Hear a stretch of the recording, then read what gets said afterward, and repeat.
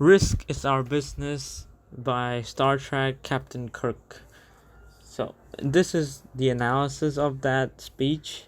So, if we really understand the speech, it's really motivational as it gives you elements of historical risks that people have taken and achieved great advancements, and is nowadays used as normal travel and everything.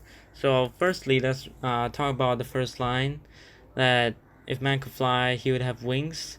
So, he would have wings, and but he did fly. He discovered he had to.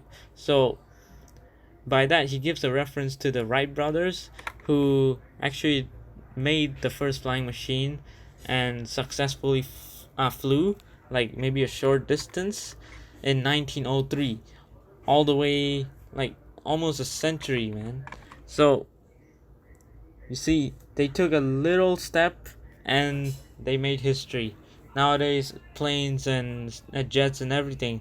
So you see where they went. Also, they were told that this is almost impossible. Why are you wasting your time in this? It's hopeless for you, understand? So it's even after failed attempts, they still managed to fly.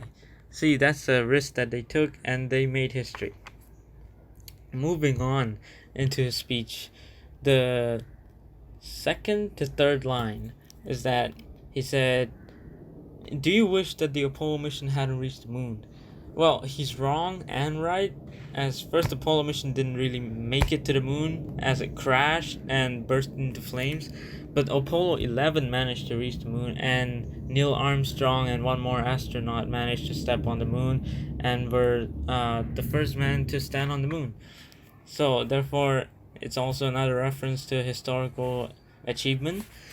And another thing is that, or that we hadn't gone on to Mars part, that part is supposed to be done by 2020, but 2020 seems like a really bad year right now, as a lot of things are happening.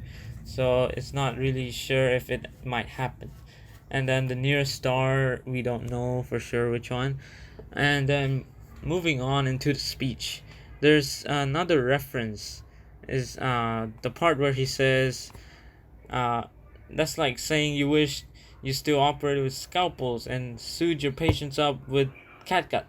Well, catgut is actually a suture that they used in history all the way back in 1600 BC. They used this as a suture staple.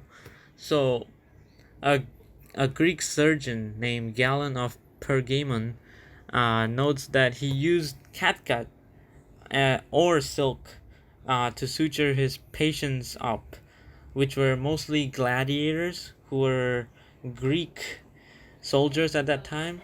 So, like normally in battle, they would get hurt and then just like, get their arms torn off or legs cut off or something like that. So he would use catgut, which are twisted intestines of sheep and horses, to stitch sew the gladiators' tendons and nerves together, so that they could probably um, like reuse the limbs and probably get back into battle. Maybe sometime, I don't know, but he used that method, and therefore that's also a historical um, reference. So that's the third one we can say is historical reference.